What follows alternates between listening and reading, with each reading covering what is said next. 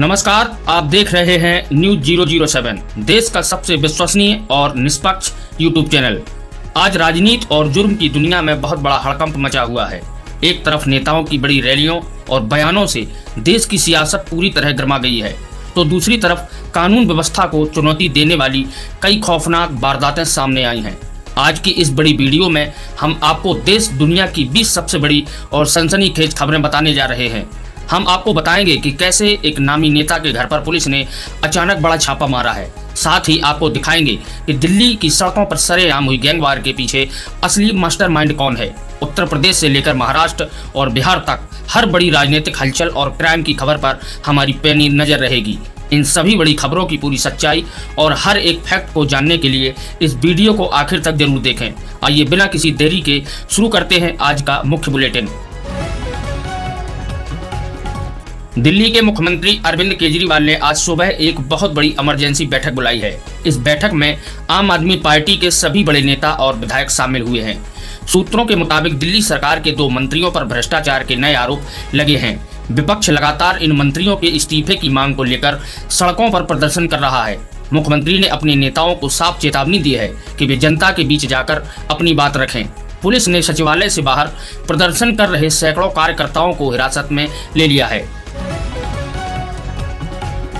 मुंबई के मशहूर बिजनेसमैन को कल रात उनके ही ऑफिस के बाहर कुछ बदमाशों ने गोली मार दी। इस हमले में बिजनेसमैन गंभीर रूप से घायल हो गया और उसको अस्पताल में भर्ती कराया गया है।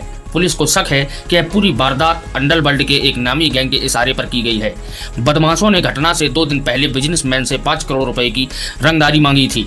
मुंबई पुलिस की क्राइम ब्रांच ने इस मामले में जांच के लिए 6 अलग अलग टीमें बनाई हैं। आसपास के सभी सीसीटीवी कैमरों के फुटेज को पुलिस अपने कब्जे में लेकर खंगाल रही है।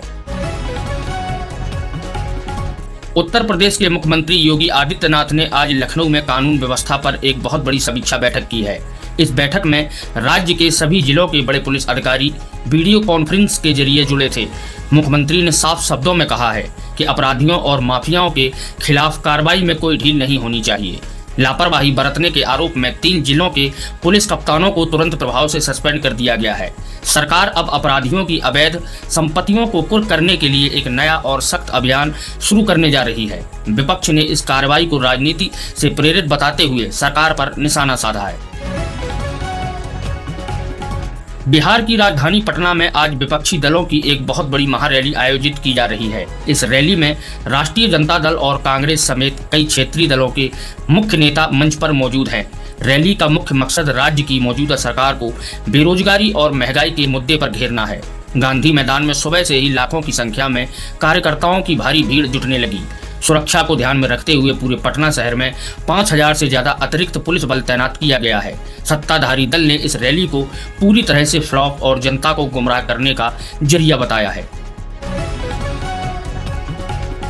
पंजाब के अमृतसर में पुलिस ने अंतर्राष्ट्रीय ड्रग तस्करी के एक बहुत बड़े गिरोह का पर्दाफाश किया है। पुलिस ने बॉर्डर के पास से करीब 50 किलो हेरोइन और कई आधुनिक हथियार बरामद किए हैं। इस मामले में पुलिस ने 3 कुख्यात तस्करों को मौके से गिरफ्तार करने में सफलता पाई है।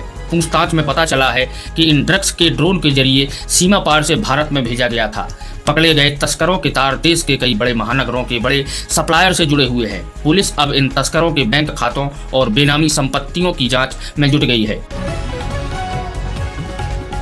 पश्चिम बंगाल की मुख्यमंत्री ममता बनर्जी ने आज केंद्र सरकार पर केंद्रीय एजेंसियों के गलत इस्तेमाल का बड़ा आरोप लगाया है। उन्होंने कोलकाता में एक प्रेस कॉन्फ्रेंस कर कहा कि विपक्षी नेताओं को जानबूझकर परेशान किया जा रहा है। ममता बनर्जी ने दावा किया कि उनकी पार्टी के नेताओं को डराकर चुप कराने की कोशिश हो रही है।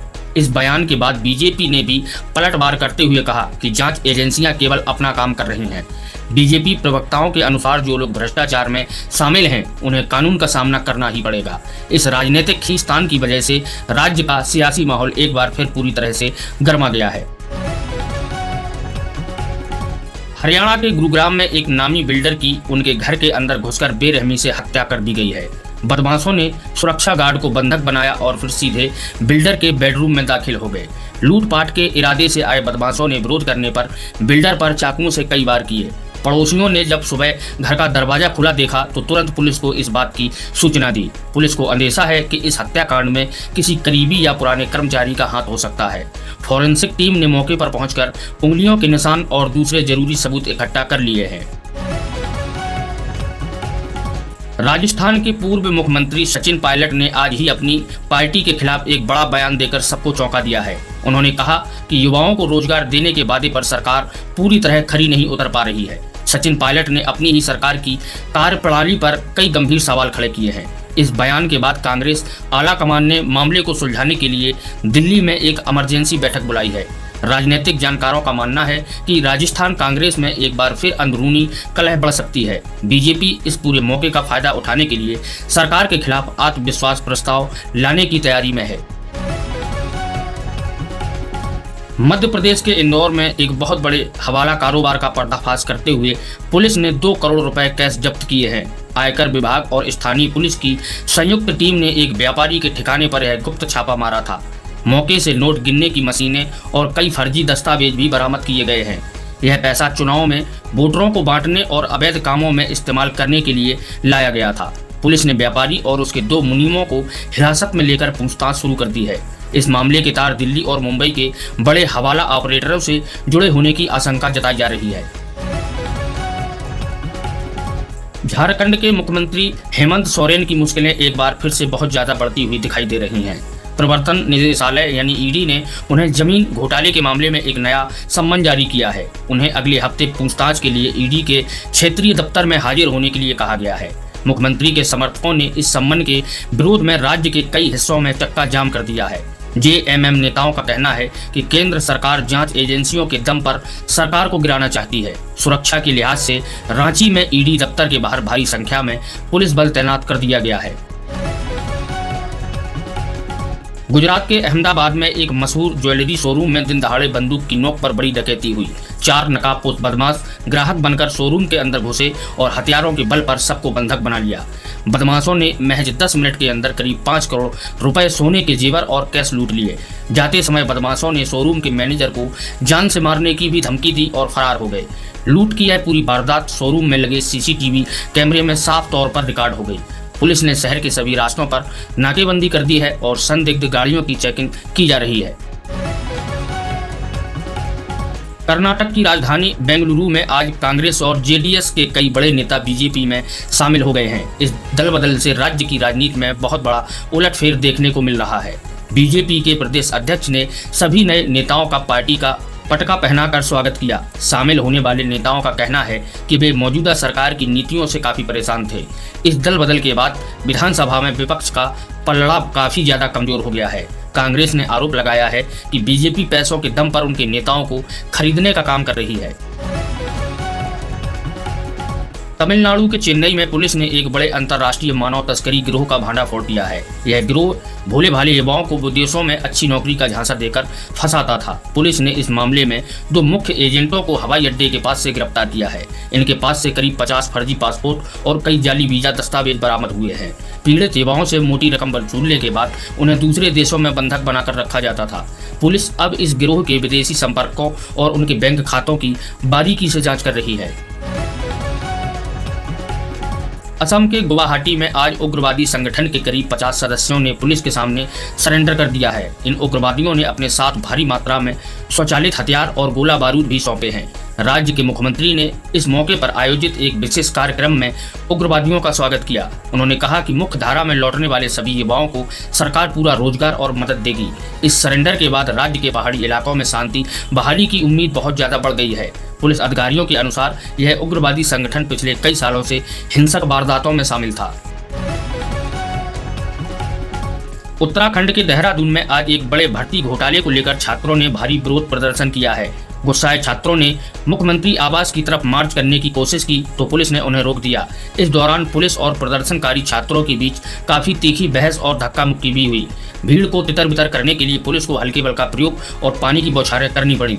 विपक्षी दलों ने इस लाठी चार्ज की कड़े शब्दों में निंदा की है और न्यायिक जांच की मांग की है। सरकार ने मामले की गंभीरता को देखते हुए परीक्षा को रद्द कर नए सिरे से कराने का फैसला किया है।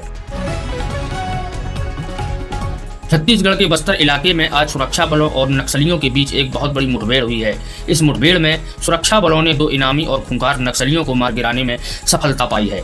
मारे गए नक्सलियों के पास से AK-47 राइफल और कई विस्फोटक सामान बरामद हुए हैं। सर्च ऑपरेशन के दौरान सुरक्षा बल का एक जवान भी मामूली रूप से जख्मी हुआ है। घायल जवान को तुरंत हेलीकॉप्टर के जरिए इलाज के लिए रायपुर के अस्पताल भेजा गया है। इलाके में अभी भी अन्य नक्सलियों के छिपे होने की आशंका के चलते बड़ा सर्च ऑपरेशन जारी है। उड़ीसा के भुवनेश्वर में एक वरिष्ठ सरकारी अधिकारी के घर पर विजिलेंस विभाग ने बड़ा छापा मारा है। इस छापे के दौरान अधिकारी के आलीशान मकान से करोड़ों रुपए की अघोषित संपत्ति का पता चला है। विजिलेंस टीम को अधिकारी के लॉकर से सोने के बिस्किट और कई कीमती जमीनों के कागज मिले हैं। अधिकारी अपनी इस अकुल संपत्ति का कोई भी कानूनी स्रोत या हिसाब नहीं दे पाए।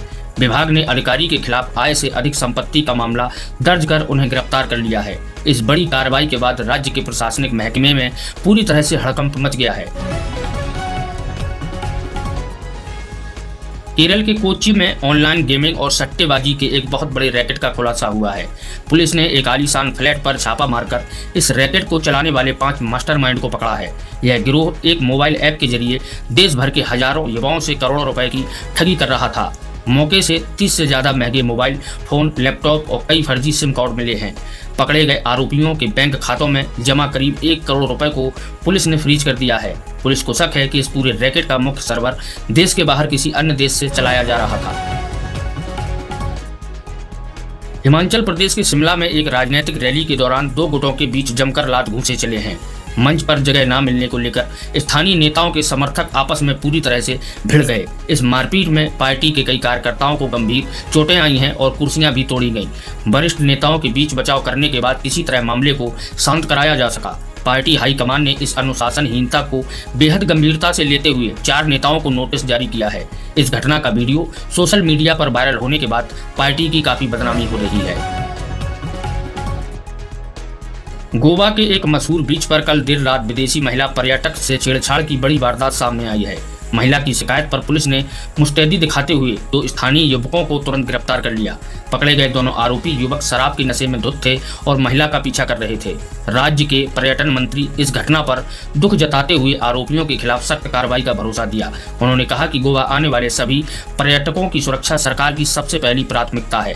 समुद्र तटों पर रात के समय पुलिस की गश्त और सुरक्षा व्यवस्था को अब और ज्यादा बढ़ा दिया गया है। तो ये थी आज की राजनीति और अपराध से जुड़ी देश की 20 सबसे बड़ी और मुख्य खबरें। हम उम्मीद करते हैं कि आपको हमारी यह विस्तृत और निष्पक्ष रिपोर्ट बेहद पसंद आई होगी। ऐसी ही हर छोटी बड़ी खबर और उसके पीछे असली सच को जानने के लिए हमसे जुड़े रहें। अगर आपको यह वीडियो जानकारी से भरपूर लगी हो तो इसे अभी लाइक करें और चैनल को सब्सक्राइब कर दें। अपने दोस्तों और परिवार के साथ इस वीडियो को ज़्यादा से ज़्यादा शेयर करें।